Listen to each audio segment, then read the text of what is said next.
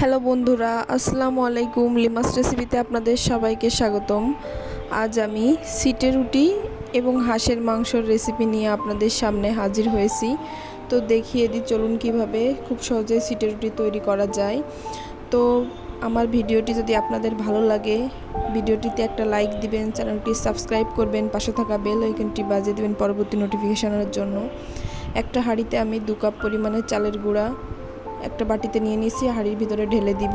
তো দেওয়ার পরে এটার ভিতরে আমি 2 কাপ পরিমাণে পানি দিয়ে দিব। তো দেখুন পানিটা দেওয়ার পরে চালের গুঁড়াটা কিন্তু আমার শুকনো চালের গুঁড়াই, দেখুন পানিটা একদম খেয়ে গেছে। এর ভিতরে আমি আরও 1 কাপ পরিমাণে পানি দিয়ে দিব, দিয়ে একটা ব্যাটার তৈরি করে নিব।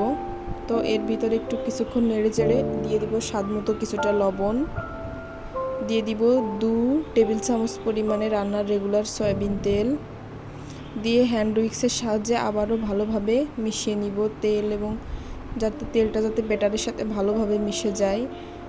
তো হাঁসের মাংসের রেসিপি আমি এই ভিডিওতে দেখাচ্ছি না, আমি আগে একটা ভিডিও আপলোড করেছি হাঁসের মাংসর। এই ভিডিওর ডেসক্রিপশন বক্সে আমি লিঙ্ক দিয়ে দিব, চাইলে আপনারা দেখে আসতে পারেন। তো আমারও কিন্তু ব্যাটারটা রেডি। এবার চুলায় একটা প্যান আমি বসিয়ে দিয়েছি, প্যানটা গরম হয়ে গেলে এরপরে আমি একটু একটু করে হাতে ব্যাটার মাখাবো, আর এভাবে হাত দিয়ে ছিটিয়ে ছিটিয়ে দিয়ে দিব। ছিটিয়ে ছিটিয়ে তৈরি করা হয় বলে কিন্তু এর নাম সিটে রুটি। দেখুন কিছুক্ষণ পরে একদম সাইড থেকে খুলে আসছে, তারপরে আমি খুন্তি দিয়ে এভাবে এটাকে 2 ভাঁজ করে এভাবে একটা প্লেটে উঠিয়ে নিব।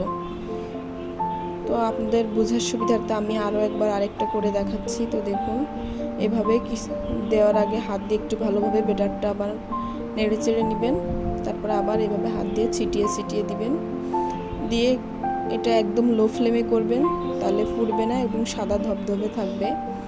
তো দেখুন এরপরে কিন্তু যখন হয়ে আসবে সাইডটা কিন্তু একেবারেই দেখুন খুলে আসছে, আমার প্যানে কিন্তু একটুও লাগছে না। আপনারা চাইলে এর ভিতরে তেল বাদে প্যানেও তেল দিয়ে এটা করতে পারেন, কিন্তু এই প্রসেসে করলে সিটে রুটি একদম কড়াইয়ে লাগে না দেখে এই প্রসেসটা অনেকটাই বেটার। তো থ্যাংক ইউ সবাইকে, ভালো থাকবেন। পরবর্তী নতুন ভিডিও পেতে চোখ রাখুন লিমাস রেসিপিতে।